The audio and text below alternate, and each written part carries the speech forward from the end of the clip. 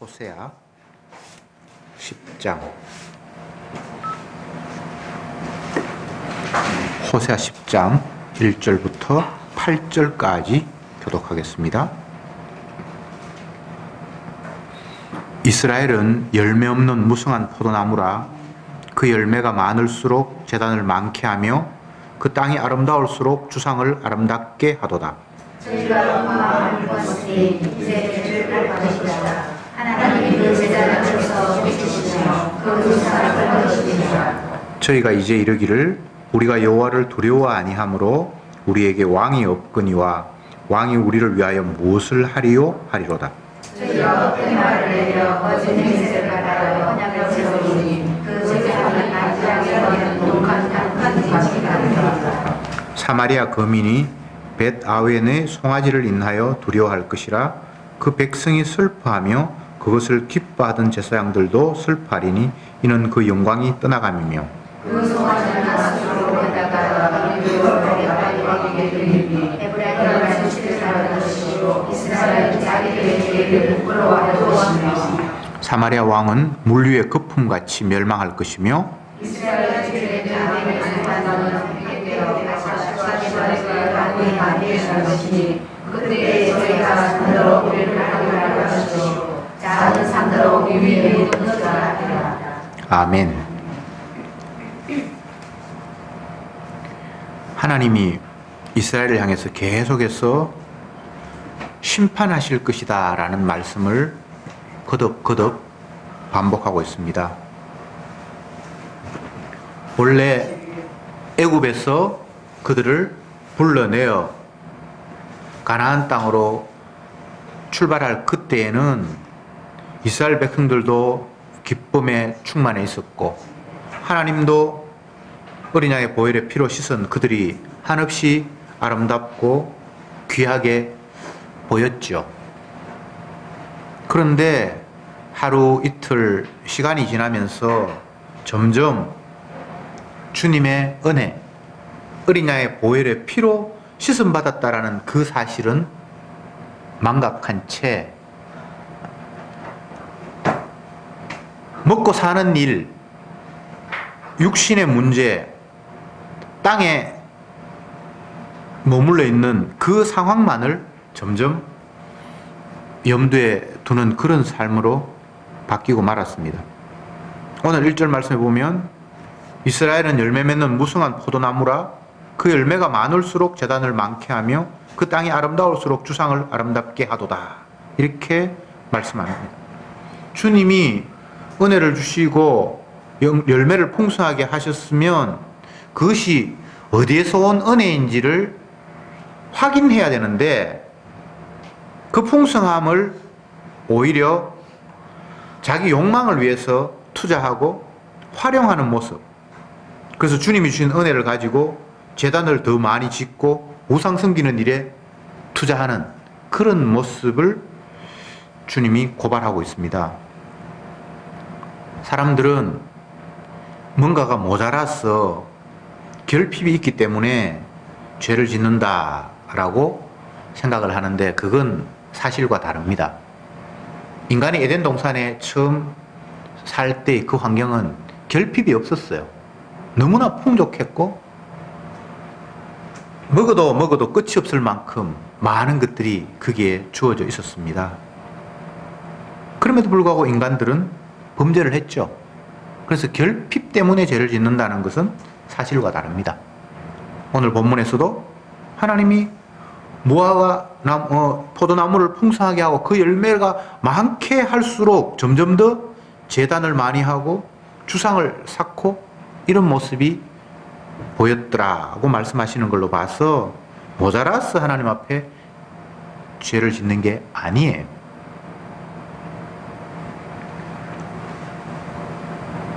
그러면 풍성하고 넉넉한데 왜 그 풍성함을 주신 그분을 향해서 감사가 가고 찬양이 가야 하는데 그런 것이 아니라 그 풍성함을 미천으로 더 안전한 무언가를 구축하려고 하는 모습이 제단을 쌓고 주상을 만드는 모습이거든요. 마치 가난할 때는 미래를 대비할 수 있는 그런 여력이 안 돼서 하루하루 사는 게 급급해서 살아갔는데 이제 좀 여유가 되니까 내일도 대비하고 모레도 대비하는 이런 모습이란 말이죠. 아니 당연하지 않나요? 모자랄 때는 어쩔 수 없지만 여유가 있으면 내일 먹을 걸 생각을 해야 되고 미래를 생각하는 거 지극히 당연하지 않나요? 우리는 이런 식의 의문을 가질 수밖에 없습니다. 근데 그게 주님 보실 때는 불신이에요. 광야 40년 생활 동안 1일분의 양식을 하늘에서 허락하셨던 주님의 의도를 성도는 파악해야 돼요. 그 당시에는 냉장고도 없고 보관이 안 되니까 그렇겠지요. 지금은 보관할 수 있잖아요. 또 이렇게 항변하는 사람이 있습니다. 그런 의미가 아니에요. 불기둥, 구름기둥이 그들의 갈 길과 멈춤과 움직임을 인도하셨듯이 하루분의 만나가 한순간 한순간을 주님이 이끌어 가시는 인도의 방식이에요. 하루분 말고 열흘분, 1년분을 소망하는 목적은 주님이 하루하루 인도하지 않아도 내가 알아서 갈게요 라는 불신의 모습이 되는 거예요. 아무것도 없으면 하루하루를 주님 앞에 의지하고 기다릴 뿐이죠. 그거 외에는 방법이 없으니까. 그런데 1년, 2년기 있으면 하루하루 주님 앞에 인도를 받아야 될 이유가 없어져 버리잖아요. 내 가진 것으로 내 마음대로 할 수 있으니까. 왜 하나님이 하루분을 주셨을까를 다시 한번 생각해 봅시다. 왜 불기둥, 구름기둥으로 계속해서 인도하셔야 하는지를 생각해 보자고요. 만약 그렇게 하지 않고 이 길로 가라 라고 명령만 내리고 나머지는 인간들이 알아서 선택할 수 있도록 하셨다면 인간의 재량권이라든지 뭐 판단력이라든지 이런 게 차이가 있을 수도 있고 하죠. 그런데 주님은 그런 것들을 용납하지 않습니다. 불기둥은 밤에 해가 지니까 추우니까 하나님께서 불기둥을 주셨고, 또 구름기둥은 낮에 너무 더우니까 그늘로 구름기둥을 주셨는데, 그게 안 움직이면 이스라엘은 머물러 있어야 되고, 그게 움직이면 이스라엘은 움직여야 되고, 너무나 수동적이죠. 자발적인 뭐가 없잖아요. 어떨 때는 주님이 의도적으로 쉬지도 못하고 계속해서 불기둥, 구름기둥이 움직여서 이동해야 되는 그런 상황이 있었고, 또 어떨 때는 꽤 장기간 동안 그냥 머물러 있게도 하셨어요. 그런데 선악과를 따먹은 인간은 그 하나님의 움직임에 대해서 불만이 있어요. 주님, 적당하게 한 5일 일하고 하루 이틀 쉬고 또 5일 가고 이러면 우리가 덜 지칠 텐데, 어떨 때는 너무 지루하게 한 곳에 그냥 가만히 머물러 있다가 어떨 때는 쉬지도 않고 몇 날 며칠을 계속해서 움직이면 우리 보고 어쩌란 말입니까? 인간은 당연히 이런 불만이 나오죠. 근데 하나님이 그런 불만을 알고 그렇게 인도하시는 거예요.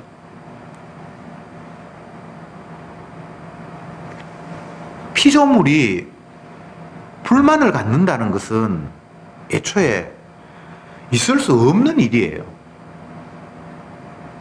왜 그런가 하면 창조주에 의해서 만들어졌고 창조주가 목적하는 바대로 이끌림 받는 것이 피조물이기 때문에 피조물이 불만은 원래 없어요.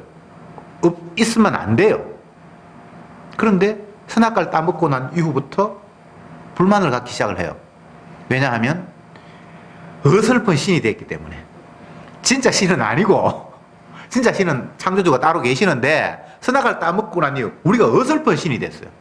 신도 아니면서 어설픈 신이 되니까 내가 원하는 바가 생겼고 내가 원하는 바대로 안 되니까 화가 나고 불만이 생기는 거. 그게 성경적인 원리예요. 이건 뭐 심리학이나 뭐 공부해서 되는 게 아니고 하나님의 창조의 원리가 그래요.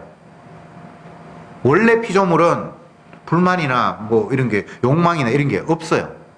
근데 선악과를 딱 먹고 난 뒤부터 그런 게 생겼고 그 이후부터 하나님에 대한 원망도 이제 만들어지는 거예요. 1절의 내용은 하나님이 이렇게 말씀하십니다.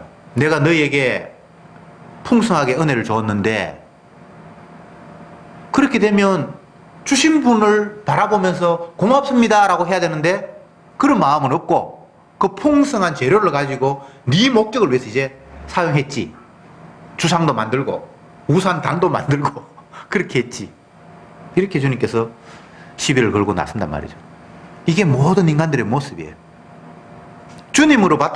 주님으로부터 받아놓고는 우리는 그 받은 걸 가지고 주신 분을 향해서 감사하거나 다시 그분을 바라봄이 아니라 이거 미천을 해가지고 내 삶을 더 튼튼히 해야지라는 식으로 엉뚱한 길로 흘러갔다는 거예요. 모든 인간들이 이 범주 안에서 벗어나지 못합니다. 2절에는 이런 말씀이 있습니다. 저희가 두 마음을 품었으니 이제 죄를 받을 것이라. 하나님이 그 제단을 쳐서 깨치시며 그 주상을 헐어버릴 것이다. 이렇게 이야기합니다. 두 마음을 품었대요. 이게 어떤 의미입니까? 원래 마음은 하나밖에 없어야 돼요. 하나밖에 없으면 어떤 상황인고 하면 하나님으로부터 받았어요. 그러면 이게 어디서부터 왔지? 아, 하나님이셨구나. 이렇게 되면 이게 한 마음이에요. 11조를 한다. 번제를 드린다. 무엇을 한다. 라고 했을 때 그 하는 행위는 이게 출처가 어디지? 라고 출처를 찾아가는 거예요. 주님이 우리에게 뭔가를 주실 때에는 내가 너에게 주었어 라는 걸 확인시키는 차원에서 주신단 말이죠. 그런데 정작 받아놓고는 주신 분 생각 안 하고 그 받은 거 이건 이미 내 것이 되었으니까 이걸 가지고 나를 더욱더 풍성하게 어떻게 하면 더 나를 만족시킬 수 있는 걸로 활용하지?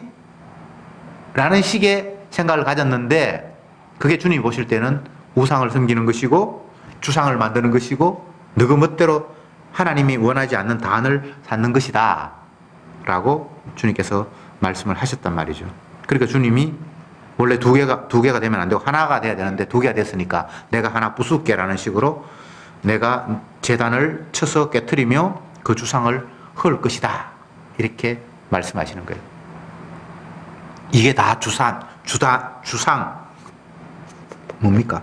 주상이고 또 제단이고 이 다 종교적인 거예요. 종교적인 거. 나는 뭐 굳이 주님 앞에 받은 걸 가지고 우상 섬기는 일에 투자는 안 했는데요 라고 시비를 걸 사람이 있을지 모르지만 우리가 투자하는 게 다 그 우상 재단이에요. 뭐 나는 자녀를 위해서 투자한다. 그것도 우상 재단이고 그냥 주시는 대로 받을 뿐이지 그걸 활용해서 내 삶이 더욱더 튼튼하도록 만든다는 그 자체가 두 마음이에요. 그게 뭔가 지금 잘못된 거예요. 달리 이야기해 봅시다. 하나님이 하늘에서 만나 안 주면 굶어야 돼요. 공중에 나는 새, 들에 핀 백합을 주님이 말씀하셨잖아요. 그 하신 이유가 너희들은 이것보다 더 내가 아끼고 충분히 주겠다라는 그런 의미만 있는 것이 아니라 새는 농사 안 짓잖아요. 하나님이 안 주면 굶어야 돼요. 백합은 주님께서 비를 내리지 않고 그렇게 안 하면 그냥 꽃 못 피고 그냥 시들어야 돼요. 그런 의미가 있어요. 주님이 안 주면 안 먹어야지. 주님이 불기둥 구름기둥 안 움직이면 멈춰야지. 주님이 움직이면 따라가야지. 근데 우리는 그걸 원치 않는 거예요. 아이고 뭐 이제는 좀 피곤하니까 며칠 쉬다 갑시다. 이런 식으로 내 의견을 개진하기 시작을 하는 거예요. 이게 두 마음이에요. 안 그런 사람이 어디 있습니까? 다 그렇죠. 그러니까 그게 문제라는 거예요. 안 주시면 굶어야죠. 아니, 훔쳐서라도 먹어야죠. 그게 하나님의 뜻이 아니에요. 40년 동안 하나님이 훈련시켰잖아요. 하나님의 나라 이스라엘을 주님께서 딱 만들어 놓고 너희들은 앞으로 이런 식으로 살아야 돼. 그거 기억합시다. 불기둥, 구름기둥이 따라서 멈춤과 이동이 돼야 된다. 하나님이 하루하루 삶을 만나를 통해서 허락하셨다. 그게 성도의 삶의 머릿속에 확 박혀야 돼요. 이틀 분이 안 돼요. 내일은 없어요, 성도에게. 하루 주님이 살게 하셨으면 그냥 하루 사는 거예요. 움직임, 멈춤, 그거 우리 마음대로 되는 게 아니에요. 불기둥이, 구름기둥이 가면 가고 서면 서는 거예요. 그게 이스라엘이라는 거예요. 그게 내가 택한 너희들 백성이라는 거예요. 오늘 이야기하면 성도는 이런 존재다라고 주님께서 먼저 사항들을 다 제시하셨어요. 우리는 날마다 주님 앞에 뭔가를 기대하고 기도하고 소망합니다. 그게 무엇입니까?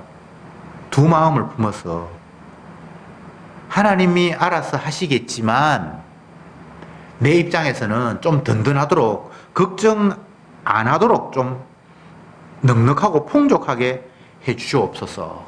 이런 모습이에요.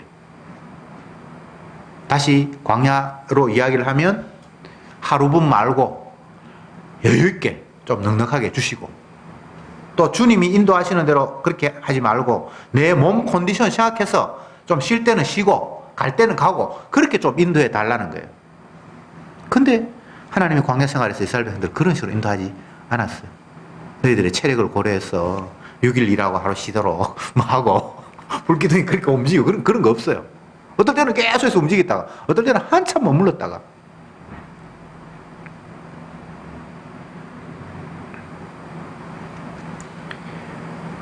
무엇이 문제인지를 말씀을 통해서 계속해서 우리는 확인해야 돼요. 아, 내가 쓸데없는 걸 지금 꿈꾸고 있구나. 두 마음을 품었구나.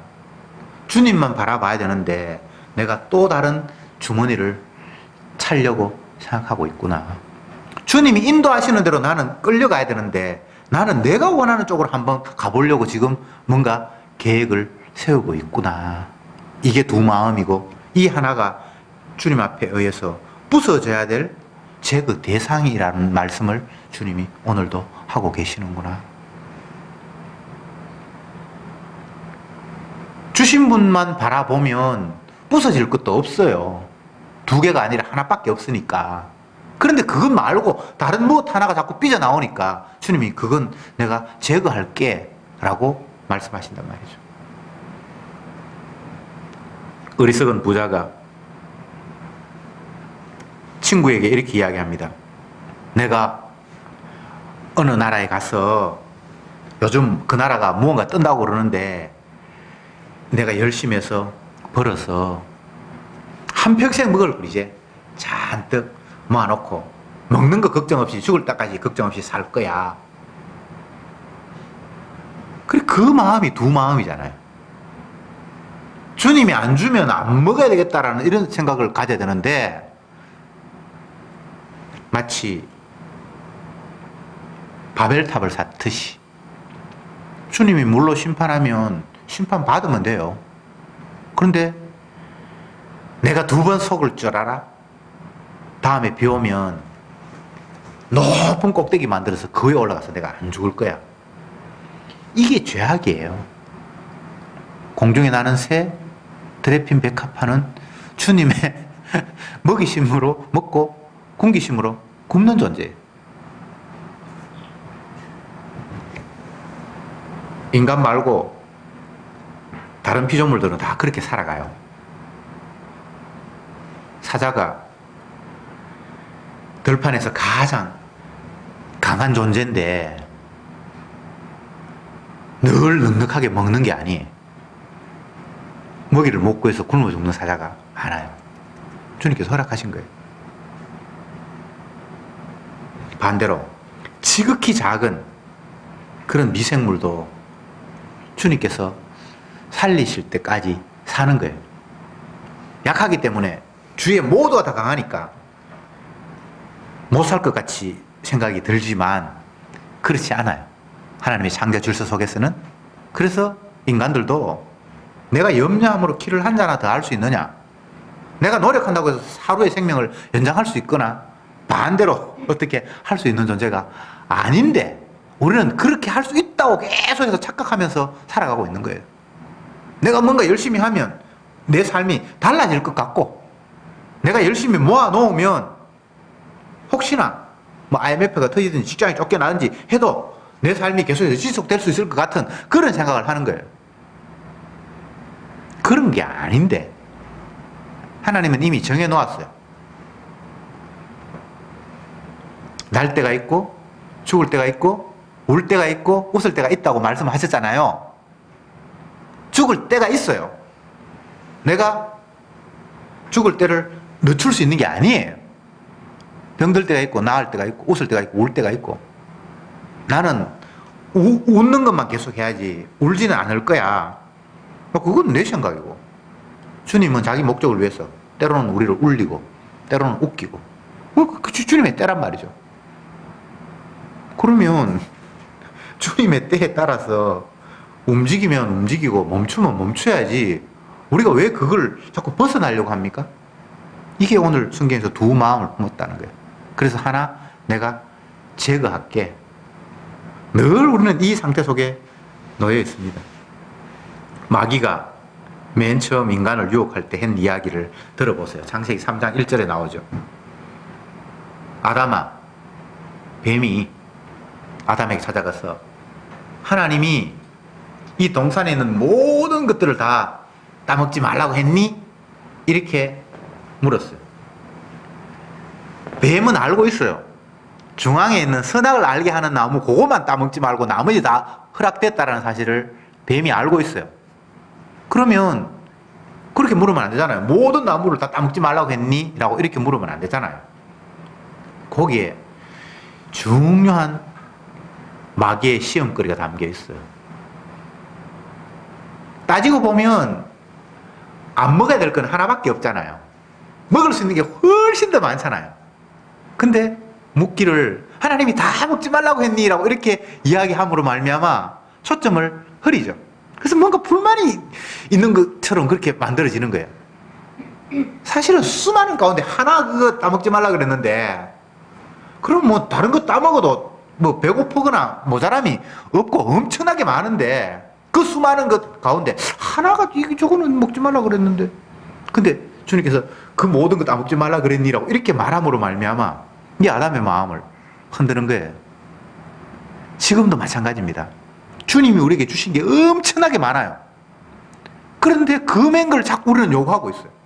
그거는 선생님 하지 말라고 그랬는데 자꾸 그거 없어서 너무 화가 나는 거예요. 따지고 보면 있는 게 너무 많고 감사할 게 너무 많고 누릴 게 엄청나게 많은데 그거는 눈도 안 돌리고 하나님 허락하지 않는 거 그거 자꾸 요구하면서 그것만 있으면 마치 내가 다 얻을 것처럼 그렇게 착각하고 있는 거예요. 이게 마귀의 유혹이에요. 감사의 조건을 따지다 보면 이게 막 하루 종일 해도 모자랄 만큼 엄청나게 조건이 많은데 하나님이 허락하지 않는 그거에 자꾸 눈이 가서 아이고 이게 왜 없냐 이게 왜 없냐 저 사람은 저게 있는데 계속 마귀는 우리에게 감사가 아닌 불평과 원망과 두 마음을 갖도록 계속해서 유혹하고 있어요. 마귀를 탓할 수 없어요. 그건 일이에요. 마귀의 직분이기 때문에 마귀를 탓하면 안 돼요. 걔는 기계적으로 매일 그 일을 하는 거예요. 십자가의 복음의 강체를 가리는 일을 하는 거예요. 근데 여러분이 그걸 알면 그 게임에 넘어가면 안 되잖아요.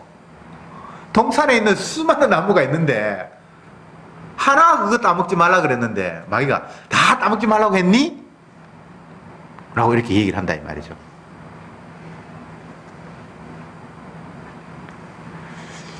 그 이야기 속에 인간은 선악과를 따먹어서 하나님처럼 되고 싶은 마음이 있으니까 하나 내 마음대로 못하는 게 너무나 크게 가시로 걸리는 거예요. 그것만 마음대로 하면 나도 하나님처럼 될 텐데 뭔가 안 되는 게 있어. 그럼 그건 신이 아니잖아요. 저와 여러분들이 여기에 다 지금 걸려 있는 거예요. 내 마음대로 하고 싶은데 안 되는 게 자꾸 한 개씩 있어. 주님이 그렇게 해놓으셨어요. 네가 신이 아니잖아. 너는 피조물이잖아. 너는 내 영광을 위해서 내가 만드는 존재야. 근데 그걸 자꾸 네가 잊고 있어. 그래서 계속해서 우리에게 안 되는 걸 자꾸 앞에 장애물로 놓으시는 거예요. 그런 마음 없으면 하나님 우리에게 장애물 놓으실 이유가 없는데 자꾸 내가 원하는 대로 뭔가 하려고 생각을 하고 하나님이 아니라 내가 하나님이 되려고 하니까 너 하나님이 아니야 라는 식으로 우리에게 장애물을 놓는 거예요. 불가능을 설치하시는 거예요. 그것도 은혜예요. 아, 내가 창조주가 아니지. 내가 원하는 세상이 아니지라는 걸 그 방해물을 통해서, 안됨을 통해서 아는 게 은혜예요. 그게 화가 날 일이 아니에요. 아, 내가 모든 걸 내 마음대로 하려고 했구나. 내가 하나님도 아닌데 내가 하나님처럼 착각했구나. 그래서 하나님이 너 하나님 아니야. 넌 피조물이야. 하면서 안 되는 걸 떡 두시는, 불가능을 떡 앞에 막으시는 걸 통해서 아, 그렇지. 내가 피조물이지. 내가 왜 창조주 노릇했지. 이 바보야. 멍청아. 주님 감사합니다. 이 벽을 주심을 감사합니다. 내 마음대로 했던 이 어리석음을 주님 깨우쳐 주시니 감사합니다. 은혜 안에는 모든 게 다 감사해요. 예? 장애물이 제거되어서 신난다? 이런 식의 생각을 할 수 있지만 그 장애물이 은혜예요. 그 장애물이 없으면 어떡하겠어요? 저희들이 오늘 10편을 교독을 했는데 73편의 내용이 악인이 너무너무 형통한 걸 보면서 내가 넘어질 뻔했다. 그들은 자기가 생각했던 것보다 더 많이 부가 막 생기고 근데 그거 다 주님 앞에 쓰레기로 지옥 보내려고 작전을 쓴 거예요. 그게 복이 아니에요. 근데 우리는 그게 복이라고 착각을 하는 거죠. 복은 소유가 넉넉해지거나 환경이 안락하거나 이런 게 아니에요.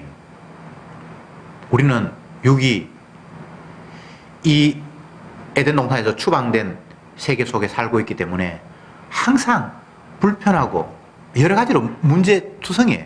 하나님이 그렇게 두셨어요. 우리를 열심히 밭을 갈아도 그게 가시 엉겅퀴가 나고 그냥 심은 것만 나면 얼마나 좋겠어요. 편하고 내가 했는 대로 내가 원하는 대로만 일이 되면 얼마나 좋겠어요. 근데 자꾸 엉뚱한 변수가 자꾸 거기에 끼어드는 거예요.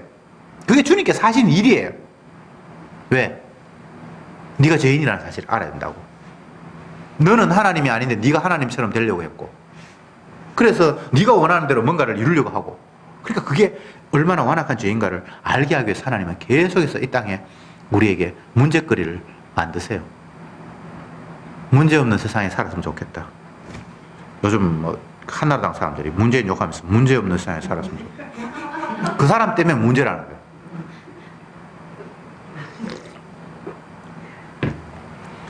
그 사람 때문에 문제가 아니고 우리 자신이 문제예요. 자신이.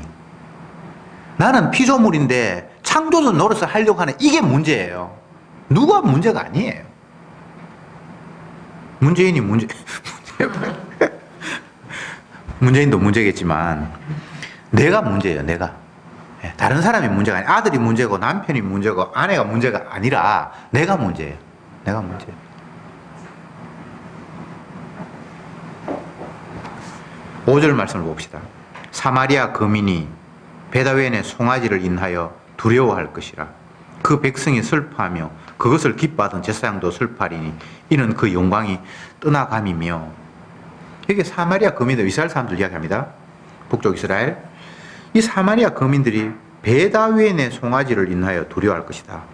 베다윈이라는 이 말이 좀 특이한 표현인데 원래 이스라엘은 베델, 하나님의 집이죠.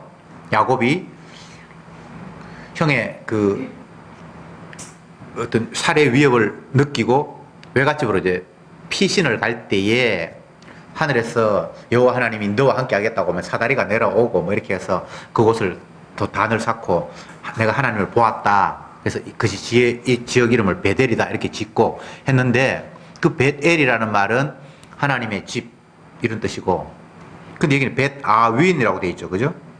여기는 사악의 집, 완악한 집 이런 뜻이에요. 벳이라는 말은 집, 엘은 하나님이고 아웨는 이 완악하다, 사악하다는 뜻이에요. 그러니까 이스라엘에는 베델만 있어야 되는데 하나님의 집만 있어야 되는데 여기는 인간이 엉뚱한 짓을 하니까 하나님 벳아웬 사악의 집이다 이렇게 그들의 행동들을 규정을 하신 거예요. 그들이 드리는 송아지, 제물 그런 걸 인하여 오히려 두려워할 것이고 슬퍼할 것이다 이렇게 이야기를 하고 있는 거예요. 자기들은 뭔가 복받기 위해서 뭔가를 했는데 그게 오히려 그들에게 슬픔이 되고 고통을 안겨줄 것이다. 하나님이 포도를 많이 풍성하게 했는데 그걸 가지고 주상을 섬기고 엉뚱한 단을 섬기듯이 주님으로부터 받은 것을 가지고 자기 목적을 위해서 쓰니까 그게 베델이 아니고 벳아윈이 되고 그게 기쁨이 될 수 없고 저주와 고통이 된다라고 말씀하시는 거예요.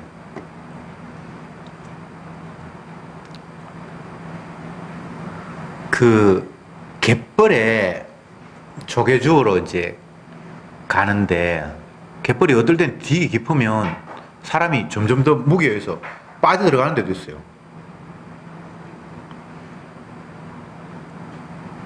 빠지면 누군가 건져줘야 되는데 자기 힘으로 빠져나오려고 설치다 보면 자기 몸무게에 의해서 점점 더 밑으로 빠져들어가는 그런 경향이 있거든요. 지금 이스라엘 백성들이 그런 모습이에요. 자기는 자기를 더욱더 풍성하게 행복하게 만들려고 뭔가를 막 하고 있어요.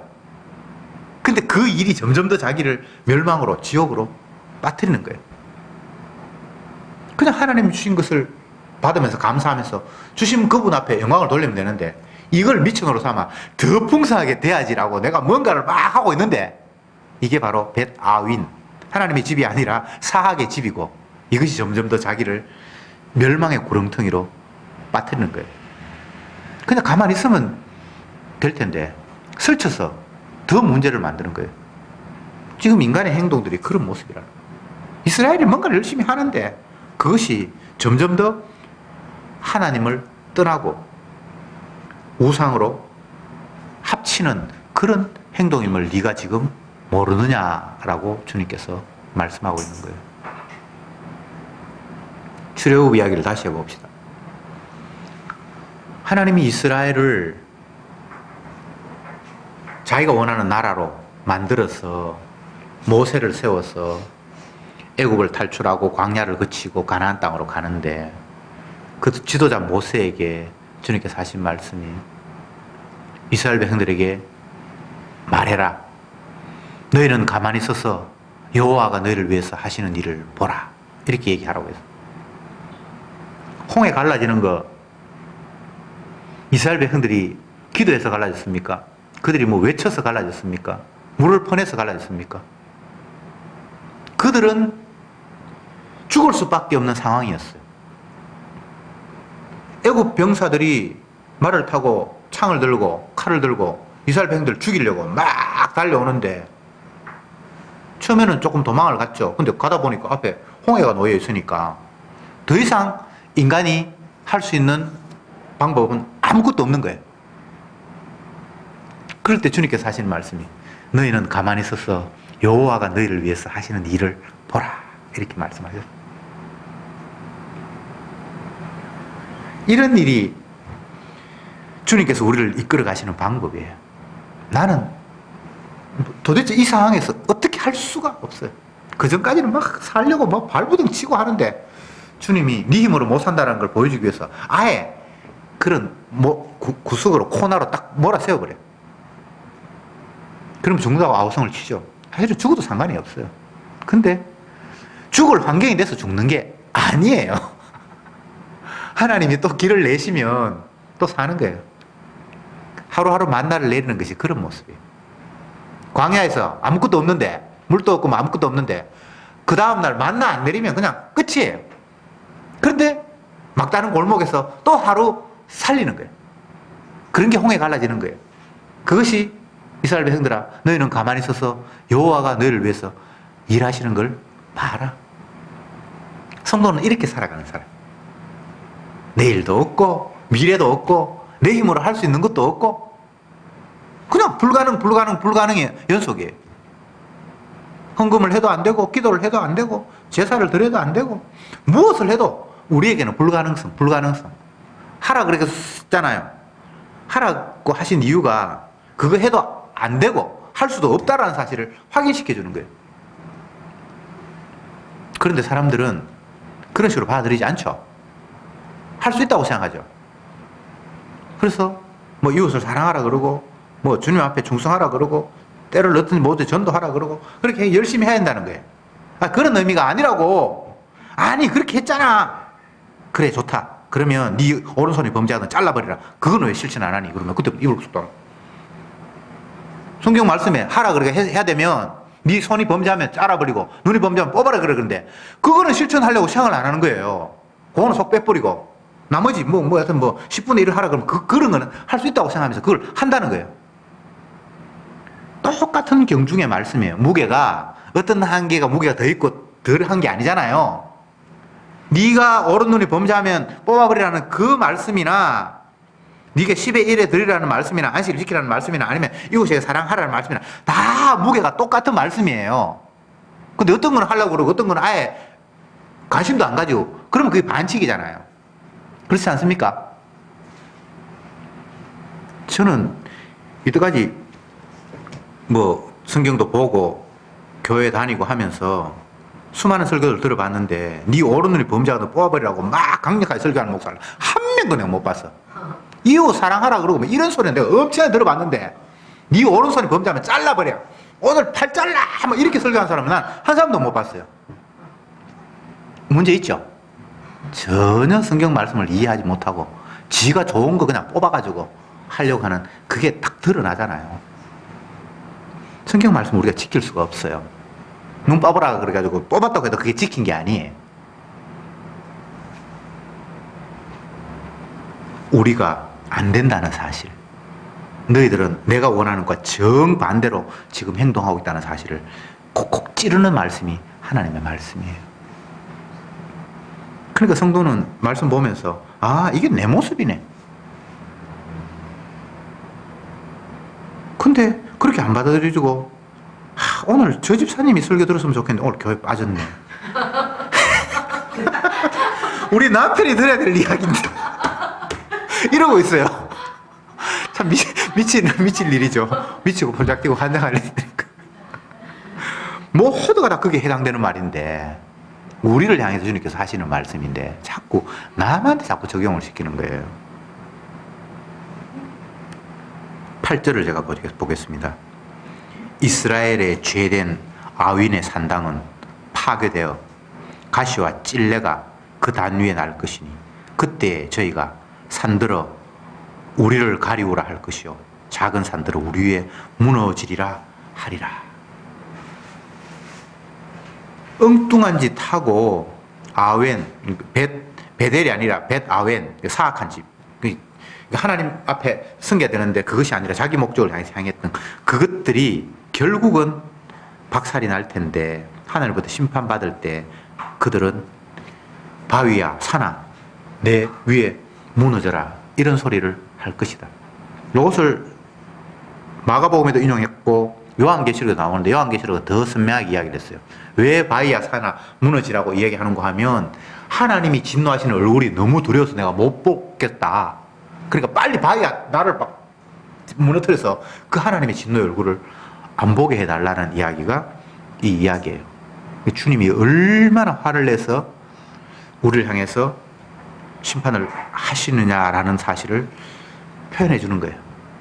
산이 무너지고 바위가 무너지면 우리가 박살나가 찌그러지는데 하나님이 진노하는 모습은 내가 차라리 부서지는 게 차라리 낫다라는 거예요. 그 하나님이 이만큼 지금 화를 내고 계신다는 사실을 표현하고 있는 거예요.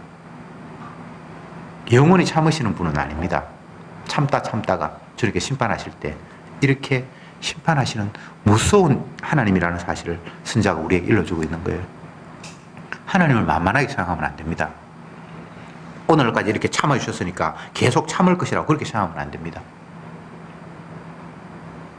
언젠가는 주님이 이렇게 무섭게 심판하실 분이야 라는 사실을 선지자는 우리에게 일러주고 있습니다.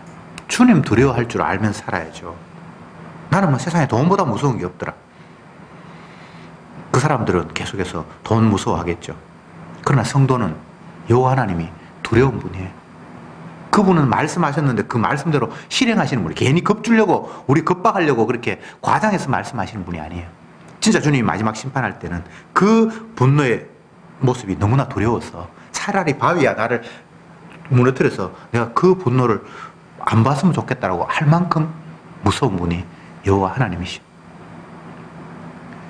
살면서 죽는 게 두렵고 뭐가 두렵고 한데 진짜 두려운 분은 여호와 하나님 외에는 사실은 없어요.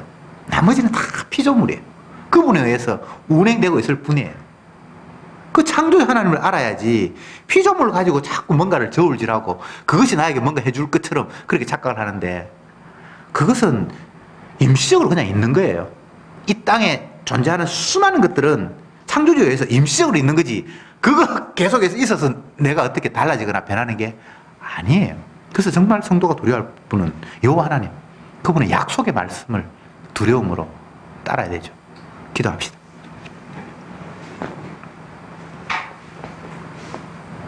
내 살을 먹고 내 피를 마시지 아니하면 너희에게 생명이 없느니라 말씀하신 주님, 오늘도 말씀을 통해서 주님이 어떤 분인가를 다시 한번 확인했습니다.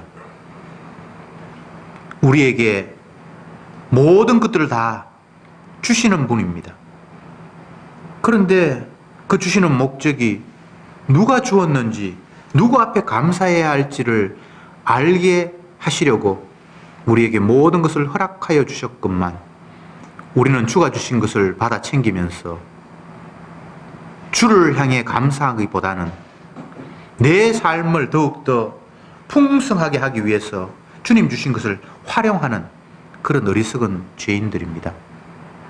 주여, 주가 주시면 받고 주가 살리시면 살 뿐 내가 원하는 만큼 내가 살겠다는 이 어리석은 생각, 내가 원하는 환경을 내가 만들어 보겠다는 이 바보스러운 생각을 접게 해 주옵소서.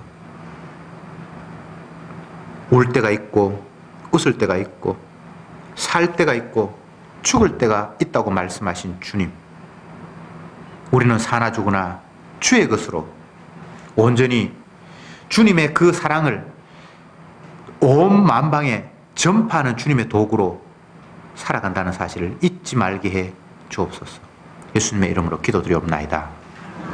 아멘.